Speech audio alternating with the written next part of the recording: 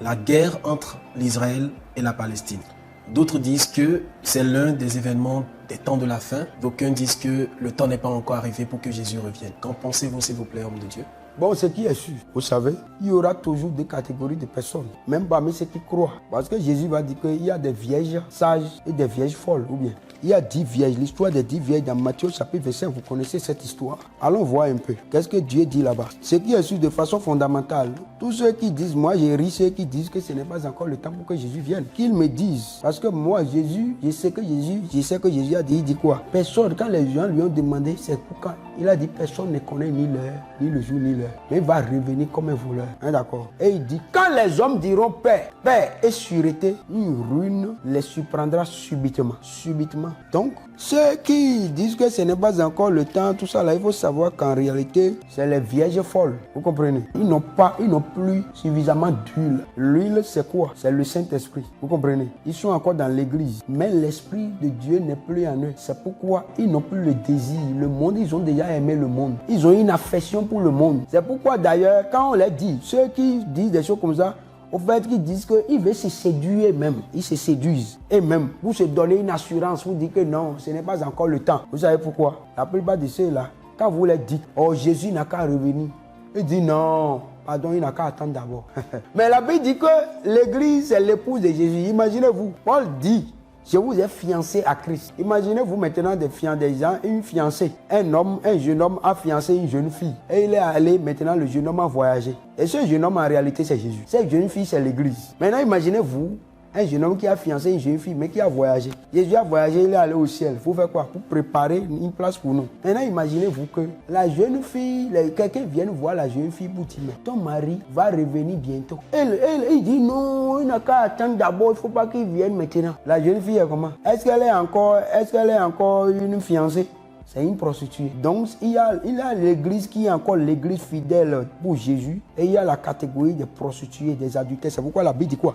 Regardons dans Jacques maintenant. Adultère. Adultère. Ils aiment le monde. Si tu vois quelqu'un parler comme ça, il faut savoir que...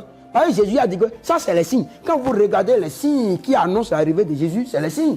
Il dit quand vous allez entendre les bruits de guerre, tout ça, il faut savoir que le poids est à la porte, oui ou non? Mais non, comment se fait-il que quelqu'un lit ça là? Et il va venir pour dire que non. Ça veut dire que quand tu vois toutes ces choses-là, tu dois savoir qu'à tout moment, la trompette peut sonner. Parce qu'il y a une chose est sûre, avant qu'il y ait la grande tribulation, là, l'église doit être enlevée d'abord. Mais la grande tribulation aura lieu.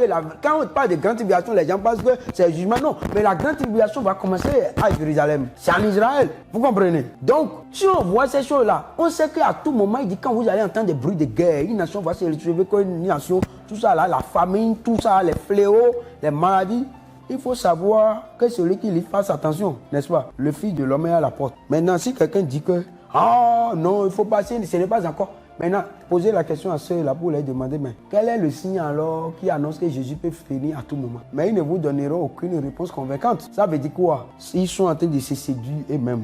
À cause de quoi? L'amour du monde qui est dans leur cœur. C'est comme la jeune fille qui dit, ah, que son fiancé n'a qu'à attendre d'abord. Il faut qu'il attende d'abord, il ne faut pas que... Non. Une jeune fille vieille, fiancée à son époux, à son fiancé, et qui veut vraiment, qui aime son époux ou son fiancé, va désirer, va se rendre et dire, oh, mais pourquoi il tarde?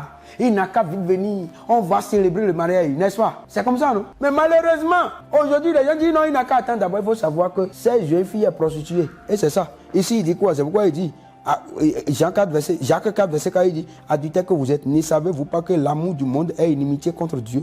Celui donc qui veut être ami de Dieu, être ami du monde sera ennemi de Dieu. Ils sont ennemis de Dieu. Or, la Bible dit dans Apocalypse au chapitre 22, qu'est-ce qu'il dit? C'est quoi il dit? Lui, quand il dit qu'ils n'ont pas Dieu en réserve, là, ils n'ont pas le Saint-Esprit. Tu comprends? Voilà, ils n'ont pas le Saint-Esprit. C'est pourquoi quand l'époux vient dire, il faut nous donner votre huile, il faut nous donner.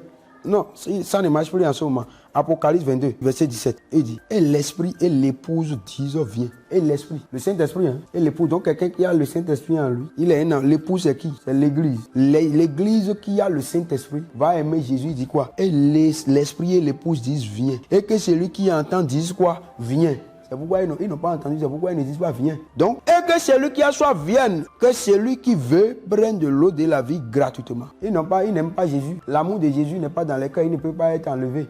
Parce que lorsqu'un homme, un jeune homme aime une jeune fille, et a fait fiançailles avec cette jeune fille. Quand il va, si l'homme là va en voyage et il se rend compte que il envoie quelqu'un pour dire à sa fiancée, ton mari va revenir bientôt, il dit non. Alors qu'il n'a pas discuté même avec le mari là, il dit non, ce ne sera pas pour maintenant. Il n'a qu'à attendre un peu d'abord. Le mari là, il va être content. Il sera motivé à encore venir faire célébrer le mariage avec cette jeune fille. Ça ne marchera pas. Donc il faut savoir que tous ceux-là, ils ne se répandent pas, ils ont déjà raté l'enlèvement.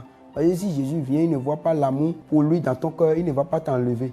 De la même manière, parce que quand l'enlèvement aura lieu, c'est pour aller célébrer le mariage à la salle des noces au ciel. C'est qui pour dire quoi? Lorsqu'un jeune homme, il ne peut pas avoir mariage que lorsque l'époux et l'épouse s'aiment, n'est-ce pas? Quand l'une des parties n'a pas de l'amour pour l'autre, c'est que le mariage n'aura pas lieu. On est d'accord? Or, dans des mariages, l'époux peut ne pas aimer l'épouse, comme on ne voit pas dans le cœur de l'homme ne voit pas dans le cœur de l'autre. Le mariage peut avoir lieu, mais dans le cas d'espèce, c'est de Jésus, il s'agit, c'est Dieu qui sonde les cœurs et les reins.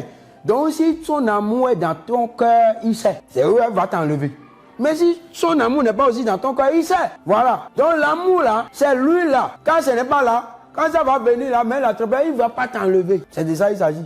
Et ce n'est pas quand il va venir maintenant, la trompette va sonner là, qu'il va dire, oh, Jésus, il faut prêcher pour moi, je vais mettre l'amour de Jésus dans mon cœur, je vais l'aimer maintenant. Ça ne marchera pas, trop tard. Que le Seigneur nous aide. Ce qui est sûr, pour vous rassurer que tout ce qui se passe montre que la trompette peut sonner à tout moment. La trompette de Dieu peut sonner à tout moment. Jésus peut venir à tout moment. L'enlèvement peut avoir lieu. De là où nous sommes là, l'enlèvement peut avoir lieu à tout moment. Et si le temps nous permet, si vous voulez, nous pourrons rentrer. Mais ça, c'est beaucoup d'études pour prouver que l'enlèvement peut avoir lieu à tout moment. L'eschatologie.